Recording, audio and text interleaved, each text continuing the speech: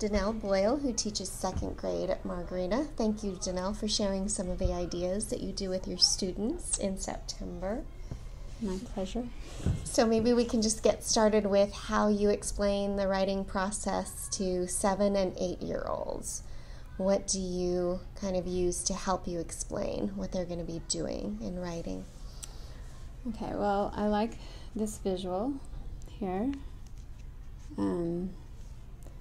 Writer's steps. So, you can visually see the steps in the process. It starts with an idea, and brainstorm, pre-write, write a draft, revise, edit, and then rewrite and publish.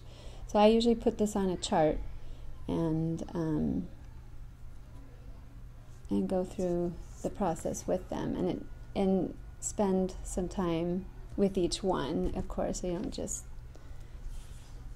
don't always just throw it all out all at once, but I will spend many lessons on each step along the way. So depending on the class, kind of see how long they need for each step and kind of adjust and instruct in each of those steps according to the need that you've got in front of you. Exactly. Yeah. And the steps is nice because they're still kind of literal at this age. So they're seeing steps, you're talking about it in steps. Yeah, I always love, when it's kind of concrete, anything that could make it sink in a little bit. Okay. And then when they're writing, so those first couple of days, I imagine you talk about where to get ideas from. Actually, you have a few things to share with us about helping them with getting ideas.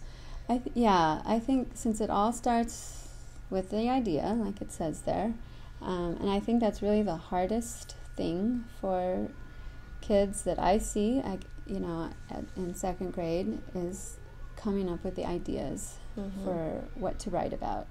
And so I really spend a lot of time helping them, give them ways to brainstorm for ideas for writing. So I do use this, and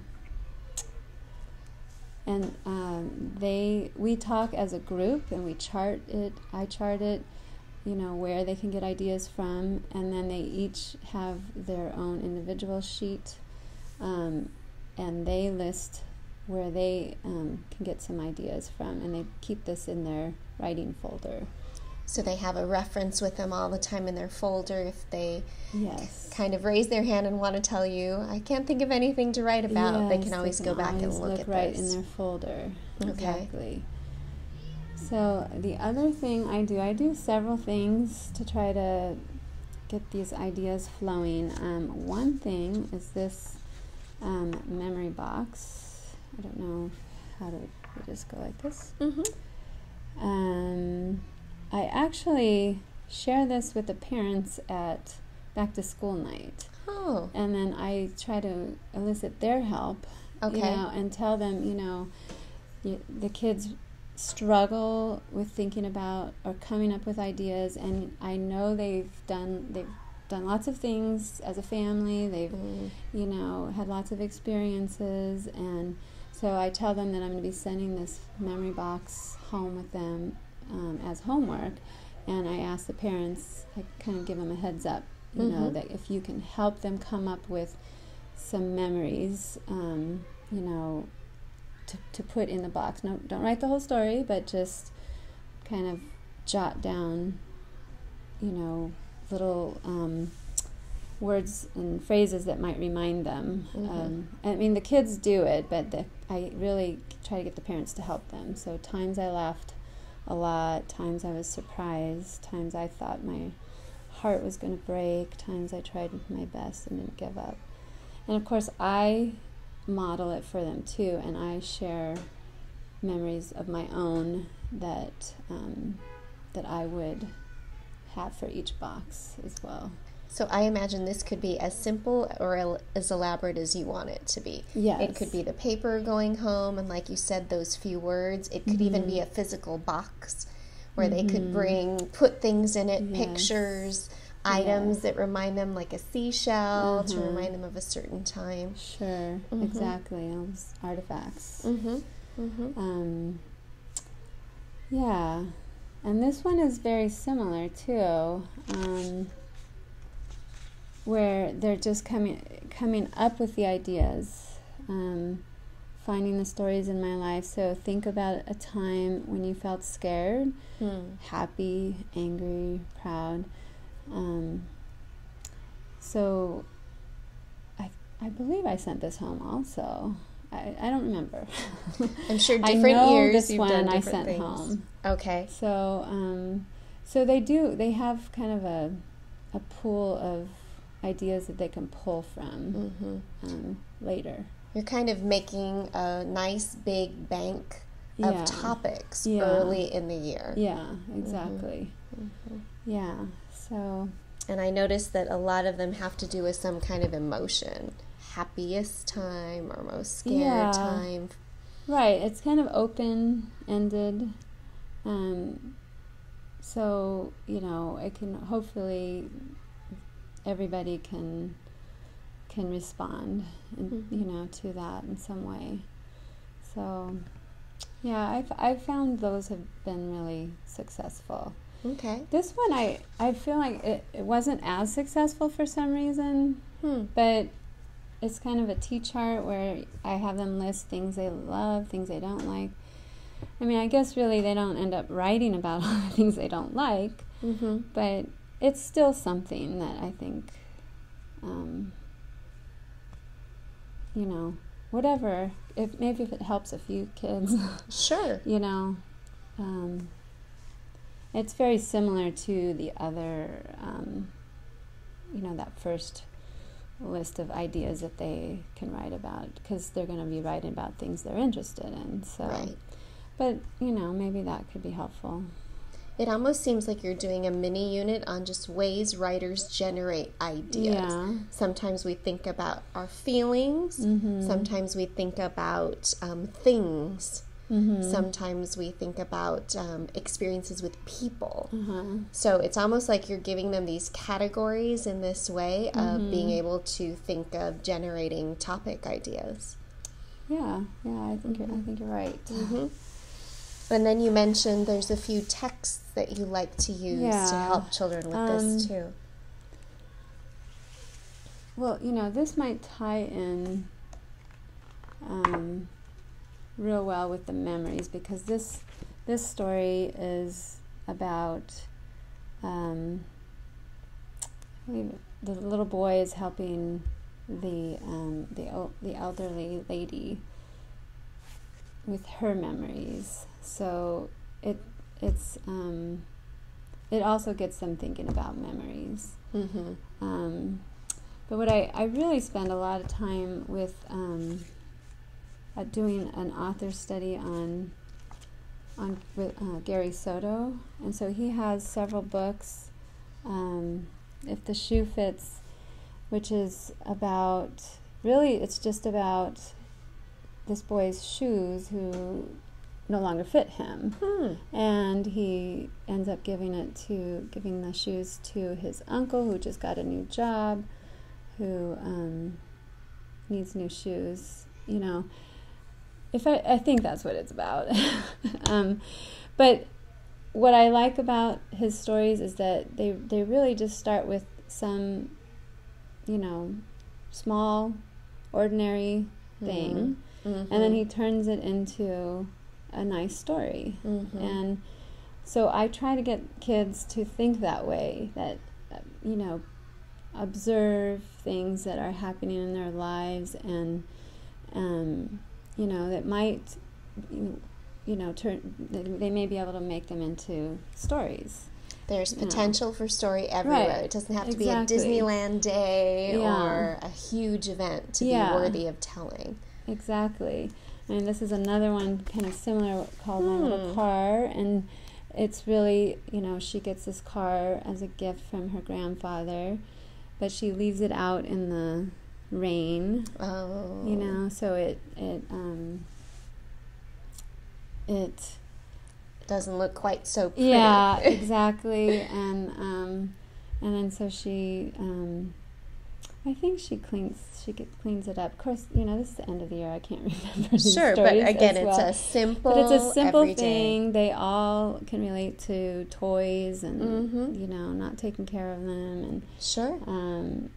Yeah, I know there's a nice saying at the end of the book. Okay. But and they're multicultural as well, so a lot of our students can relate to the way the characters look and their names. Mm-hmm. Yeah, and then this is one where it's called Snapshots from the Wedding, and it's really just, a story of a wedding, the celebration, and they utilize pictures from the wedding. Nice. But anyway, my point, I try to explain that, that you can write interesting stories, just from the ordinary moments in life. Mm-hmm. And you're giving them examples of what ordinary moment things look like. Exactly. Yeah. I think the mentor texts like this always help. We try to explain it, but when they can see it, when we're reading it right to them, and it is a good story. Shoes. Oh, okay. I can talk about my shoes. Right. Right. Exactly. And as they're writing, Danelle, you had mentioned that you're going around conferring. Yes, I do. So this is the sheet that I use.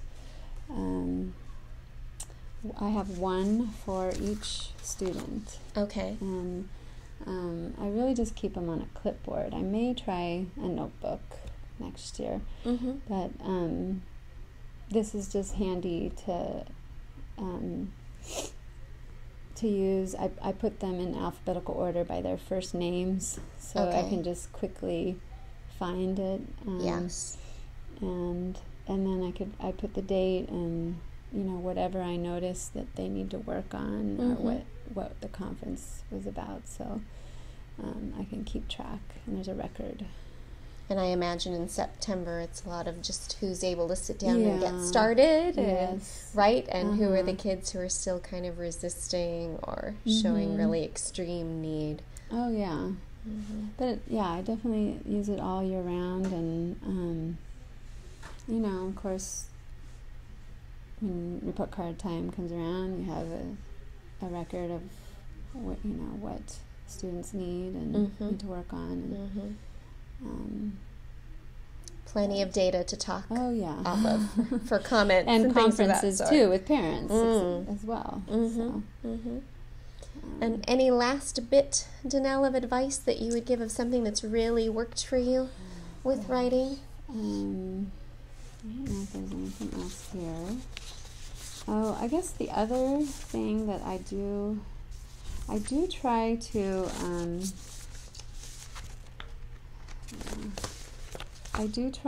use samples, with the students, especially samples that are, at standard, so they know,